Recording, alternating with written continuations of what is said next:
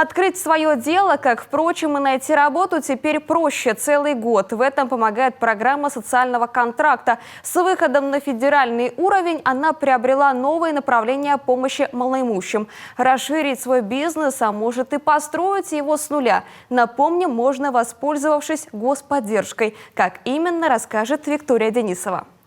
Еще недавно Светлана Карманова и ее семья находились, казалось бы, в безвыходной ситуации. Денег не хватало. Но знакомые посоветовали обратиться в Центр соцзащиты. Там-то и предложили заключить соцконтракт. Вскоре женщина получила средства на открытие собственного ИП, закупила необходимое и открыла цветочный магазин. Ни разу, говорит, не пожалела. Сначала было очень страшно, как бы не хотелось и боялась, и сколько раз хотела уже отказаться от всего этого, было страшно, там же надо и бухгалтерию самой вести, и чего я вообще не понимала, как это все делать.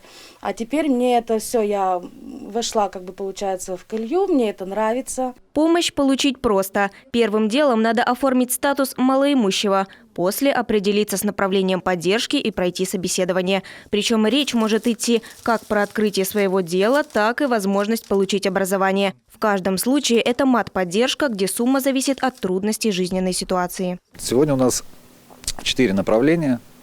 Это социальные контракты по трудоустройству, социальные контракты по регистрации предпринимательской деятельности, по переобучению, получению профессии с дальнейшей стажировкой в организации, ну и тяжелая жизненная ситуация. Помощь можно получить и с трудоустройством. Вот, например, Алексей Колипов. Казалось бы, около года назад он ни в чем не нуждался. Работал вахтовым методом, бурил скважины. Вмешалась пандемия. Мужчина потерял работу, но он встал на учет в Центре занятости, где в итоге предложили устроиться водителем в администрацию сельского поселения. Заключил контракт и по сей день работаю.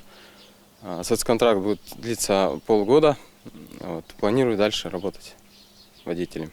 За прошлый год в одном только Сысольском районе заключили почти 200 социальных контрактов. Стало быть, программа востребована. Она рассчитана на 5 лет, а значит, показатели будут только расти.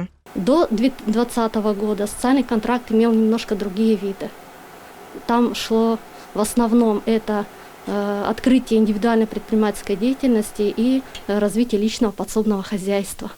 Поэтому, конечно, такого количества обращений у нас и не было.